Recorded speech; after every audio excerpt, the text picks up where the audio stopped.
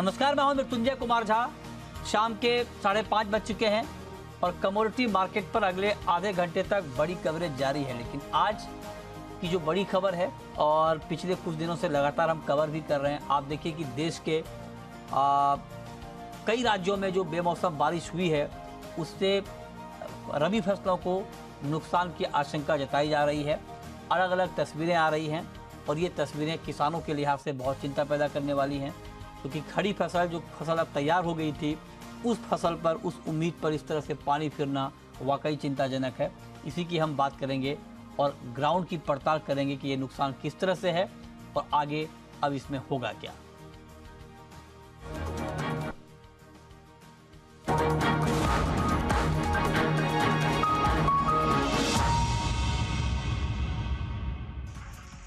बेमौसम हो रही बारिश ने जहां दिल्ली एनसीआर के लोगों को गर्मी से राहत दी है, वहीं किसानों के लिए ये बारिश आफत बनकर आई है। पूरे देश में जिस तरह से बेमौसम बारिश ने अपना असर दिखाया है, वो बता रहा है कि किसान की मेहनत एक बार फिर मौसम की भेंट चढ़ गई। यूपी से लेकर एमपी और राजस्थान तक कई जिलों में हुई बेमौसम बारिश ने किसानों की मेहनत पर पानी फेर दिया। मध्य प्रदेश के कई जिलों में बेमौसम बारिश का असर दिखा। मार्च की ये बारिश किसानों पर मुसीबत बनकर टूटी है।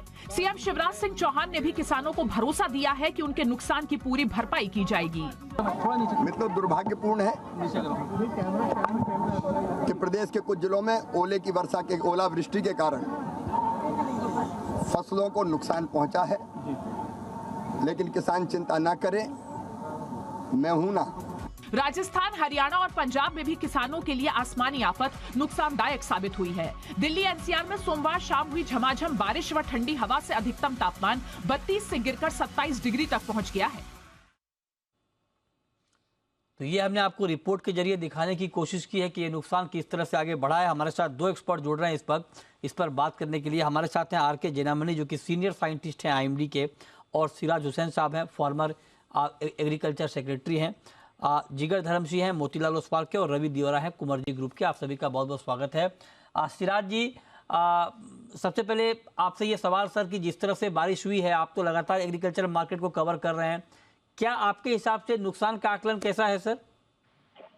देखिए, अभी ये कहना बहुत मुश्किल है कि कितना नुकसान हुआ है, क्योंकि अभी सिर्फ जर्नलिस्ट की फील्ड से रिपोर्टिंग हुई है और ऐसा लगता है कि महाराष्ट्र और तेलंगाना में ज्यादा नुकसान हुआ है। मैं इस वक्त बॉम्बे में हूँ और यहाँ जो मेरी लोगों से फील्ड में बात हुई है, जालना वगैरह में नुकसान हुआ है।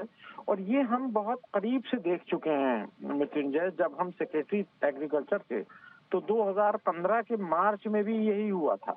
जो इस साल हुआ है इससे बहुत ज्यादा हुआ था, बहुत ओलावृष्टि हुई थी।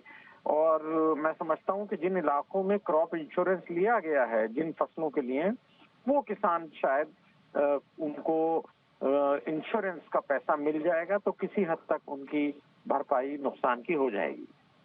रहते हैं ये जो अभी खबर आ रही है कि महाराष्ट्र में, एमपी में, यूपी में, बिहार में, राजस्थान में, पंजाब में, यहाँ पर नुकसान की खबरें आ रही हैं, तो इन राज्यों के किसानों का क्रॉप इंश्योरेंस को लेकर क्या सिचुएशन है सर? ले रहे हैं यहाँ पर किसान?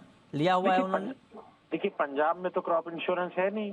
हाँ। तो पंजाब के किसानों को तो राज्य सरकार अपने फंड से अगर कोई मदद देगी, गिरदावरी कराएगी और असेसमेंट करेगी क्रॉप के डैमेज का, तो वो मिल जाएगा उनको। लेकिन और राज्यों में इंश्योरेंस है, लेकिन देखिए जहाँ होता भी है इंश्योरेंस, वहाँ सब फसलों के लिए नहीं होता है। तो राज्य सरकार ने जिन फसलों का क्रॉप इंश्योरेंस करवाया होगा उन किसानों को इंश्योरेंस का फायदा मिलेगा। और जिन फसलों का इंश्योरेंस ही नहीं है, मिसाल के तौर पे महाराष्ट्र में ग्रेप की फसल को नुकसान हुआ है, तो जहां तक मुझे जानकारी है ग्रेप का इंश्योरेंस शायद ही हो, तो वो काफी नुकसान की बात है। ये बात बहुत महत्वपूर्ण है कि सारी फसलों का इंश्योरेंस होता भी नहीं है। आप बने रहें सर। हमारे साथ जैनामनी जी भी हैं, सीनियर साइंटिस्ट हैं मौसम विभाग के, आईएमडी के। सर बहुत बहुत स्वागत है आपका। अब मैं आपसे जानना चाहता हूं सर कि ये जो अभी ओलावृष्टि और अनसीजनल रेन बारिश हुई है, क्या अब इसे खत्म माना जाए या आपको लगता है कि कुछ और अभी बेमौसम बारिश बाकी है? अभी मेनली एक्चुअली जो स्पेल था, जैसे डिस्कशन हुआ, जो तेलंगाना, आंध्र प्रदेश एंड महाराष्ट्र था, विदर्भ, मेनली विदर्भ, और मध्य प्रदेश और ईस्ट का तो था ही था, झारखंड, छत्तीसगढ़, उड़ीसा, ये जो एरिया सबसे ज्यादा अफेक्ट हुआ है, हेवी रेनफॉल भी हुआ है। तो जैसे बात हो रहा था अर्लियर, जो अगर हिस्टोरिकली देखें 2014 में हुआ था, काफी सीवियर था। और लेकिन इस बार जो हुआ वो लार्ज एरिया में हुआ। पिछली बार तो 2014 महाराष्ट्र में था और कुछ बहुत तेलंगाना, ये तो इस बार नॉर्थ वेस्ट इंडिया में भी हुआ। और पर्टिकुलरली कालका जो नॉर्थ वेस्ट इंडिया स्पेल था बहुत ज्यादा था, मतलब ऑलमोस्ट ऑल राजस्थान, पंजाब, हरियाणा, चंडीगढ़, ये एरिया, दिल्ली में भी ऑन अराउंड 20 थे ऑल्सो 19 आई थिंक वो वृष्टि हुआ था। और ये सारा एरिया उत्तर प्रदेश भी हेल्स्टॉर्म हुआ है। तो ये गेहूं का पीक पीरियड है जो मैच्योरिंग और हार्वेस्टिंग पीरियड है, तो ये इम्पैक्ट कर रहा है एग्रीकल्चर को। लेकिन अभी जो आ रहा है एनालिसिस, ये एनालिसिस यही है कि कम हो गया ऑलमोस्ट। महाराष्ट्र में तो है ही नहीं पिछले 48 आवर्स में, एक्सेप्ट विदर्भ और तेलंगाना, आंध्र प्रदेश और बाकी इलाका में बहुत कम हो गया। तो अभी ये एरिया जो है इसका वार्निंग काल से खत्म है, काल भी नहीं है कोई prediction next 3 to 3 days almost. अभी we are even Uttar Pradesh whatever activity is there, only today activity is over Uttar Pradesh, Odisha and north east and Bihar, Jharkhand, ये एरिया में है। तो ये जो एक्टिविटी अभी चल रहा है, ये जो उड़ीसा और आंध्र प्रदेश, ये भी कल तक खत्म हो जाएगा। तो यानी जो 2-3 दिन अभी ड्राई वेदर रहेगा अप टू 23rd नाइट, तो ये एक गुड पीरियड है जिसमें फार्मर सोच सकते हैं क्या एक्शन करेंगे, क्योंकि कुछ खेती में हार्वेस्टिंग भी हुआ है लाइक व्हीट और अदर क्रॉप्स, वो ले सकते हैं सेफली। बट यही उत्तर भारत का अगर बात करें तो 23rd नाइट से नया स्पेल शुरू हो रहा है जिसमें हेल्स्टॉर्म फेयर होगा। हम लोग मॉनिटरिंग कर रहे हैं, पर्टिकुलरली पंजाब, हरियाणा, राजस्थान, उत्तर प्रदेश, ये इलाका एंड पहाड़ी इलाका जो हिमाचल प्रदेश, उत्तराखंड, जम्मू कश्मीर। तो 23rd 24 को हेल्स्टॉर्म और थंडरस्टॉर्म फेयर शुरू होगा। लेकिन वो स्पेल में ये गुड न्यूज है कि महाराष्ट्र के लिए ज्यादा नहीं है और बाकी के लिए भी ज्यादा वार्निंग अभी तक हम दिया नहीं। तो हम यही बात कर रहे हैं कि अभी जो 3 दिन का पीरियड है, that window they can use for all kind of agriculture का, जो जैसे हार्वेस्टिंग करना है, बहुत सारा चीज हमारा जो फार्मर फ्रेंड्स है, they can do it actually. So that is the latest. आप ये कह रहे हैं कि अगले 3 दिन तक हार्वेस्टिंग कर सकते हैं, कोई दिक्कत वाली बात नहीं है? या क्योंकि रेन का कम है, महाराष्ट्र में तो है ही नहीं और बाकी जो है बहुत कम हो गया, जैसे आंध्र और तेलंगाना। अच्छा। और वो अगले 3 दिन तक नहीं होगा। और जो सेकंड जो वेस्टर्न डिस्टर्बेंस आ रहा है वो मेनली राजस्थान, पंजाब, हरियाणा, ये एरिया के लिए है और पश्चिम उत्तर प्रदेश के लिए है, और 23rd नाइट से है। उसमें सेंट्रल इंडिया, एमपी में थोड़ा छुटपुट हो सकता है, अदरवाइज महाराष्ट्र के लिए में तो कम है एक्चुअली। विदर्भ थोड़ा बहुत हो सकता है 23rd 24। ओके। अदरवाइज मराठवाड़ा ये सूखा रहेगा। क्रॉप डैमेज को लेकर कोई असेसमेंट सर आप लोगों का? नहीं, क्रॉप डैमेज तो हमारा पास नहीं आता है, हम तो खाली वेदर का देते हैं। जैसे बताया कि हेल्स्टॉर्म लंबा स्पेल रहा, ज्यादा एरिया में रहा, तो एंड हमारा वार्निंग भी हम लोग 12 मार्च ऑनवर्ड दे रहे थे इसको कि क्या करें क्या न करें, यदि सीवियर वेदर आ रहा है। So that way I think some help might have come to the farmers. अब आप बने रहे सर, आपने बहुत महत्वपूर्ण जानकारी दी है। सिराज जी, एक बात सर मैं आपसे पूछना चाहता हूं कि आपने कहा कि 2015 में भी इससे ज़्यादा खतरनाक हालात हुए थे मार्च के महीने में, उस वक्त आप एग्रीकल्चर सेक्रेटरी थे, तो आप अगर अपने अनुभव से बता पाएं कि उस वक्त आपने कैसे टैकल किया था इस सिचुएशन को और अभी क्या करना चाहिए? देखिए, तब तक कोई ऐसा ऐप नहीं था कि मोबाइल फोन से फोटो लेके ये मालूम हो सके कि किस फील्ड में और किस इलाके में ओलावृष्टि हुई है। इसलिए सब कुछ इस पे मुनसिब था कि जो रेवेन्यू डिपार्टमेंट है वो असेसमेंट करे और वो अपनी राज्य सरकार को बताए कि कहाँ डैमेज हुआ है, जिससे कि क्रॉप इंश्योरेंस की क्लेम मिल सके। अब स्थिति उससे बहुत डिफरेंट है, बहुत बेहतर है। अब इसका ऐप बना हुआ है और काफी क्रॉप इंश्योरेंस में टेक्निकल इनपुट, टेक्नोलॉजी का इनपुट है। तो मैं समझता हूँ कि गवर्नमेंट इसको असेस कर सकेगी बहुत आसानी से कि कहाँ कहाँ ओलावृष्टि हुई है और किसानों को इंश्योरेंस के क्लेम मिल सकेंगे। अच्छा, ठीक है। तो ये आपने एक महत्वपूर्ण बात कही है। लेकिन सर, आप चूंकि एग्रीकल्चर पर लगातार लिखते भी हैं और आप एग्रीकल्चर के पूरी इकोनॉमी को समझते भी हैं, आप जरा बताइए सर कि आपके हिसाब से इस वक्त फार्मर को क्या करना चाहिए? क्योंकि कई बार किसानों के सामने बड़ा दुविधा होती है कि क्या करें क्या ना करें जब ऐसे माहौल बने। तो देखिए, ये तो बहुत ही एक अनफॉर्चुनेट सिचुएशन है कि किसान बहुत मजबूरी का शिकार हैं। क्लाइमेट चेंज का असर उनके ऊपर सीधे आता है। हम आप तो सिर्फ बातें करते हैं या लिखते हैं और वो तो सीधे इससे असरअंदाज होते हैं। खासतौर से जो छोटे किसान हैं उनकी इनकम खत्म हो जाती है। अब सोचिए, जिसने अपनी फसल बोई और उसकी फसल डैमेज हो गई, वो कैसे सरवाइव करेगा? तो उनकी स्थिति तो बहुत खराब है। इसीलिए ये जरूरी है कि जो आपदा फंड है उसमें सफिशिएंट धनराशि हो, जल्दी से असेसमेंट हो जाए क्रॉप के डैमेज का, और जल्दी से असेसमेंट होने के बाद उनको उसका कॉम्पेंसेशन मिल जाए या इंश्योरेंस का क्लेम मिल जाए। अब इसके आगे अगर नेचुरल कैलेमिटी इस तरह की है तो किसानों के हाथ में नहीं है। लेकिन ये बात सही है, जब टेम्परेचर बढ़ा था फरवरी में तो ये एडवाइजरी गवर्नमेंट की तरफ से आई थी कि किसान एक इरिगेशन लगाएं, हल्की इरिगेशन लगाएं और टेम्परेचर, जिससे कि ज्यादा टेम्परेचर से नुकसान ना हो गेहूं की फसल को वो। लेकिन सिचुएशन थोड़ा सा बेहतर हो गई। मार्च में जितना टेम्परेचर उम्मीद की जा रही थी कि बढ़ जाएगा उतना नहीं बढ़ा। तो कुल मिलाकर हम कह सकते हैं कि जहां तक मैंने अभी तक न्यूज रिपोर्ट देखी है कि गेहूं वगैरह की फसल को बहुत ज्यादा नुकसान इससे शायद नहीं होगा, लेकिन कुछ महाराष्ट्र में और तेलंगाना में ऐसा लगता है कि ज्यादा नुकसान हुआ है। कृषि मंत्री का एक बयान आया है जिसमें ये कहा गया है कि बेमौसम बारिश से खड़ी फसलों को ज़्यादा नुकसान की आशंका नहीं है। हालांकि राज्यों से अभी पूरी रिपोर्ट आना बाकी है, लेकिन ये भरोसा दिया है। और सरसों और चने को लेकर खास करके ये कहा उन्होंने कि इसको लेकर चिंता करने की कोई बात है नहीं। जैनामणि जी, एक सवाल मैं आपसे ये पूछना चाहता हूँ सर, ये अचानक मैं आपसे जानना चाहता हूँ कि अगर थोड़ा आप समझा पाएँ। हमारे बहुत सारे लोग ये पूछ रहे हैं कि अचानक ऐसा क्यों हो गया कि बेमौसम इतनी बारिश हो गई, ओले पड़ गए, क्या रीजन रहा सर इसका?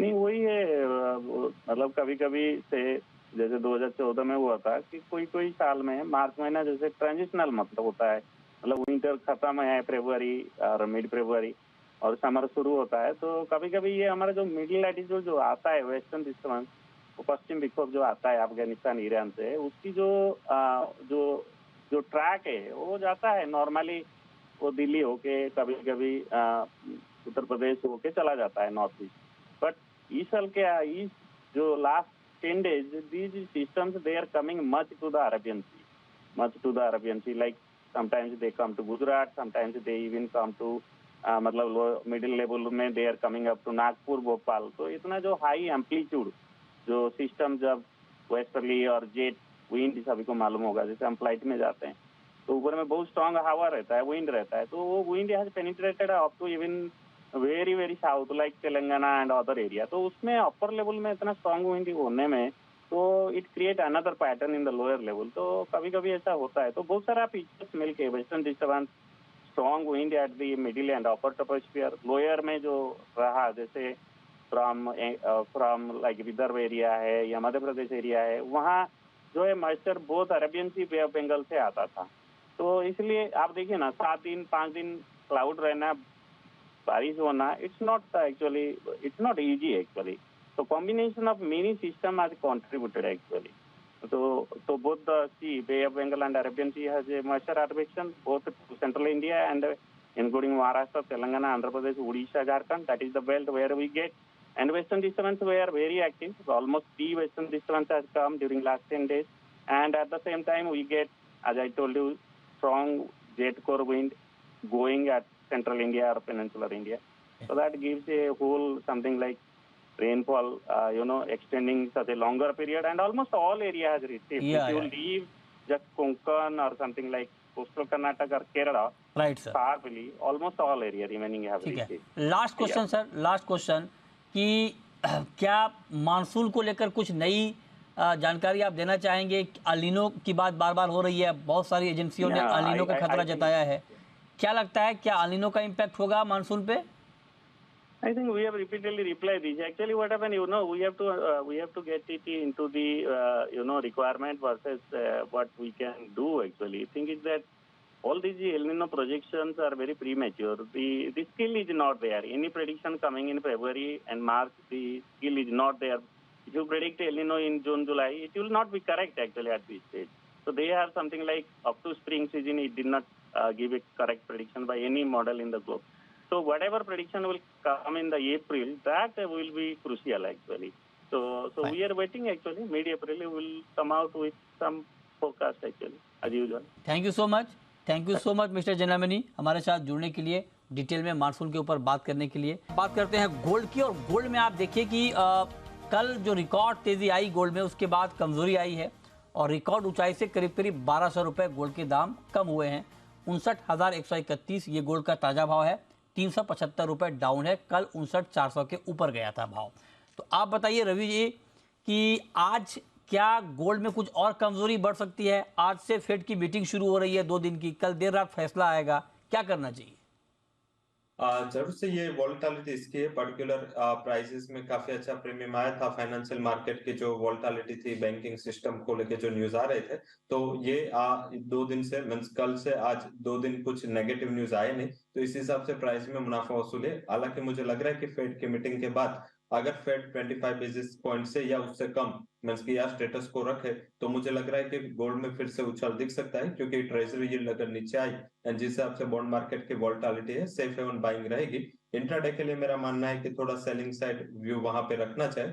अपर साइड 59,280 300 तक आए तो सेल ऑन राइज का स्ट्रेटेजी वहां पे ले सकते हैं। थोड़ा as a part of profit booking 58,900 तक के लेवल दिखने चाहिए।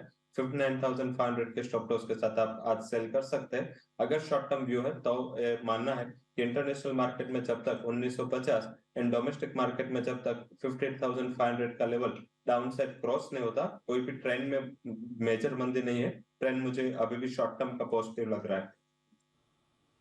ओके, ठीक है। तो ये राय आप कह रहे हैं कि ट्रेंड आपको अभी मंदी का लग नहीं रहा है। आपका क्या व्यू है जिगर, आपको क्या लगता है? सी प्रेशियस मेटल्स की बात करें तो नो डाउट गोल्ड में हमने हायर लेवल से थोड़ा प्रॉफिट बुकिंग जरूर से आता हुआ देखा है। बट मैं भी मानता हूं कि ऑलरेडी कहीं ना कहीं जो 25 बेसिस पॉइंट या नो रेट हाइक का जो पॉसिबिलिटीज थी, वो प्राइसेस ने ऑलरेडी प्लेड आउट किया है और कुछ हद तक ये चीजें फैक्टर्ड इन थी। और जो बैंकिंग सेगमेंट को लेकर जो अनसर्टेनिटी चल रही थी यूएस और यूरोजोन में, उसका इम्पैक्ट हमने गोल्ड में एक सेफ्टी की बाइंग देखी थी। ईटीएफ्स का भी फ्लो देखा था कि काफी अच्छा हो गया था गए हफ्ते में, तो वो भी एक गोल्ड के प्राइसेस के साथ हमने देखा था कि मोमेंटम अपसाइड का था। बट ये जो प्रॉफिट बुकिंग आई है वो मुझे लगता है कि काफी टेम्पररी है। हो सकता है कि प्राइसेस एक बार 59,000 का लेवल एक बार ब्रेक करे और 58,800 900 का जोन एक बार देखने को जरूर मिल सकता है। बट जिस तरह से फेड का जो आउटकम है उसके लिए मार्केट्स वेट कर रहा है, मुझे लगता है कि 25 बेसिस पॉइंट या नो रेट हाइक का पॉसिबिलिटीज काफी ज्यादा है। और ये इवेंट के बाद दोबारा गोल्ड में एक अच्छी तेजी लौट सकती है और प्राइसेस को हम दोबारा एक 60,000 के लेवल्स तक देख सकते हैं। तो इंट्राडे थोड़ा कॉशियस रहना चाहिए, इंट्राडे के लिए वेट एंड वॉच है। बट ये शॉर्ट टर्म मीडियम टर्म के लिए ओवरऑल बायस अभी भी पॉजिटिव रहेगा और जो भी गिरावट आती है वहाँ खरीदारी के लिए मौका देखना चाहिए। ओके, ठीक है। तो हर गिरावट पर आप कह रहे हैं कि बाइंग का मौका देखना चाहिए, लेकिन सर ये बात जो आप कह रहे हैं कि गिरावट पर बाइंग का मौका दिखना चाहिए, आप जरा इसको और डिटेल में बताएं कि कितनी गिरावट पे 450 रुपए के आसपास नीचे आ गया है, क्या इस गिरावट पे बाइंग कर लें या कुछ और नीचे आए तब? जिगर जी। सी देखिए, मुझे लगता है कि तकरीबन 58,800 से 900 की जो रेंज है, जो मैंने सपोर्ट लेवल बताया कि वहां तक ही लिमिटेड है डाउन साइड, उन लेवल्स पे प्राइस जब सपोर्ट लेता है तो वहां पर खरीदारी का मौका लेना चाहिए। 58,350 की बिलो का एक मीडियम टर्म के पॉइंट ऑफ व्यू से स्टॉप लॉस रहेगा। और अपसाइड पे जैसे मैंने कहा कि मुझे लगता है कि 60,000 और 60,280 के लेवल्स दोबारा आते हुए दिख सकते हैं। तो 1500 900 का जो जोन है वहां पर सपोर्ट से करीब खरीदारी का मौका लेना चाहिए। ओके, ठीक है। तो ये राय आपकी हो गई गोल्ड पे। अब शुरू करते हैं सवाल जवाब। पहला सवाल है कैलाश मोदी का सदुलपुर से। पूछिए कैलाश जी। नमस्कार सर। नमस्कार, पूछिए। सर बेस मेटल में एल्युमिनियम और लेड इस सप्ताह कैसा रहेगा? बेस मेटल में एल्युमिनियम और लेड इस हफ्ते कैसा रहेगा, बताइए रवि जी।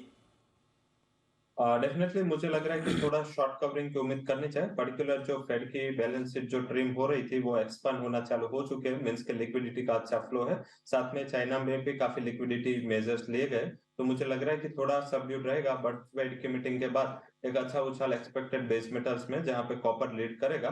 हालांकि आपका क्वेश्चन एल्यूमिनियम एंड लीड पे था, मुझे लग रहा है कि लीड 182 के करीब अच्छा बाइंग का अपॉर्चुनिटी है विद स्टॉप लॉस ऑफ 180 185 186 तक के लेवल की मैं उम्मीद कर रहा हूँ। और एल्यूमिनियम में देखें तो वो 200 का लेवल काफी प्रोटेक्टिव वे में वो प्रोटेक्ट कर रहा है, तो 202 के करीब बाय करे, 200 का स्टॉप लॉस लगाए, 208 तक के लेवल ये सप्ताह में दिख सकते हैं। तो मुझे लग रहा है कि यहाँ से मेटल्स में रिस्क रिवॉर्ड फेवरेबल है। बाय में डिप में बाय करेंगे तो आपको ये सप्ताह में अच्छा मुनाफा मिल सकता है। ठीक है, जिगर ठक्कर है हमारे साथ। नेक्स्ट कॉलर, पूछिए ठक्कर साहब। सर इंट्राडे में गोल्ड में क्या करें, बाय या सेल? करंट रेट इंट्राडे में गोल्ड में क्या करें, बाय या सेल? ठीक है, बताइए जिगर ठक्कर साहब का जवाब जिगर साहब दीजिए। बताइए जिगर जी।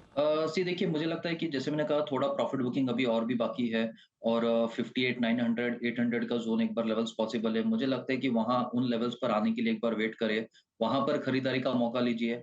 अभी सेल नहीं करना है बिकॉज ओवरऑल ट्रेंड अभी भी पॉजिटिव दिख रहा है, तो निचले स्तरों पर खरीदारी करें। और जो अगर 2-3 दिन का व्यू लेके चलना है तो मुझे लगता है कि 59,500 के टारगेट्स के लिए एक बार 58,900, 800 के जोन में खरीदारी करके चल सकते हैं।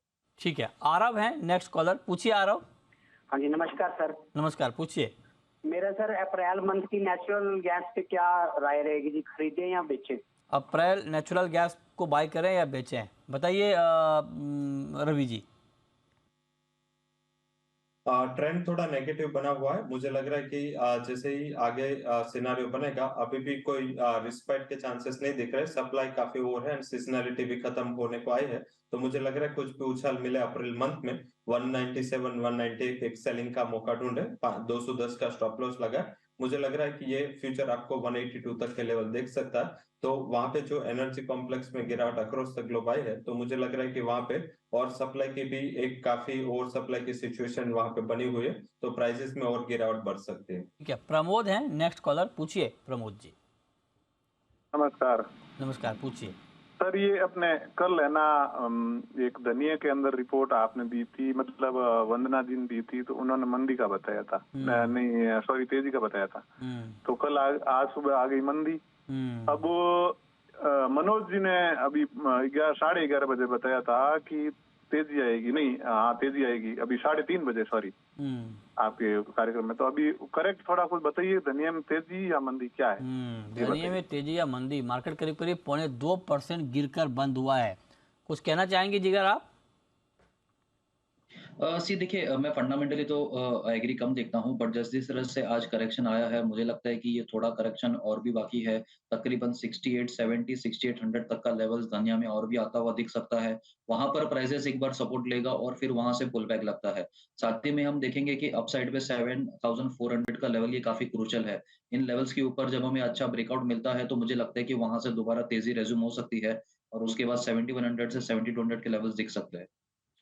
ठीक है, राधा जैन है ग्वालियर से, पूछिए। आपको आवाज आ रही है?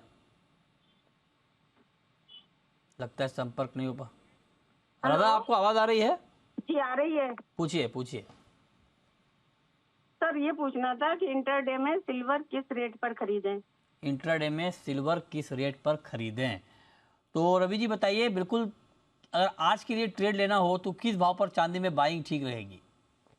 मुझे लग रहा है कि यही प्राइस में बाइंग ठीक रहेगी। अभी प्राइसेस हायर लेवल से अच्छे करेक्ट हो चुके हैं। 68,669 के प्राइसेस चल रहे हैं, यही रेट पे आप बाय करें। स्टॉप लॉस लगाए, अगर थोड़ा कम रिस्क लेना है तो 68,500 के करीब स्टॉप लॉस लगाए। थोड़ा रुक सकते हैं तो 68,200 का भी एक स्टॉप लॉस लगा के आप पोजीशन कैरी कर सकते हैं। मुझे लग रहा है कि सेकंड हाफ में या कल के सुबह में 69,500 से 69,620 तक के टारगेट आने चाहिए। तो मुझे लग रहा है कि बेटर लेवल है, यहाँ पे एंट्री बाइंग सेट कर लेनी चाहिए। ठीक है, तो आप कह रहे हैं बाइंग करने का मौका है 69,620 के टारगेट के लिए 68,880 पर। अच्छा, क्रूड पर आपका व्यू क्या है जिगर? कच्चे तेल में क्या लगता है अभी आपको? रिकवरी है, क्या करना चाहिए क्रूड में? सी रिकवरी तो हमने आई थिंक काफी अच्छी आती हुई ऑलरेडी देख चुके हैं क्रूड में, और प्राइसेस अभी हायर लेवल्स पे ट्रेड कर रहे हैं। बट मुझे लगता है कि ये जो तेजी है वो काफी टेम्पररी है। अपसाइड में मुझे लगता है कि 5770 से लेके 5800 ये दो लेवल से जहां तक ही प्राइसेस अपसाइड जाएंगे और वहां पर अपसाइड लिमिटेड रहेगी। तो यस, मुझे लगता है कि थोड़ा बहुत भी अगर करेक्शन आता है तो खरीदारी करके चलना चाहिए। मेरे लेवल्स ऑलरेडी काफी ऊपर, एंट्री लेवल से ऊपर ही चल रहे हैं प्राइसेस। मुझे लगता है कि एक बार दोबारा अगर मौका मिले 5650 के करीब या 5610 के जोन में, तो वहां खरीदारी करना चाहिए। जो मीडियम टर्म ट्रेडर्स है उनके लिए 5550 का स्टॉप रहेगा, आपके टारगेट्स एक बार मिल सकते हैं। आप जिगर आपका और रवि आपका हमारे साथ जुड़ने के लिए और बताने के लिए कहां पर कमाई के मौके बन सकते हैं।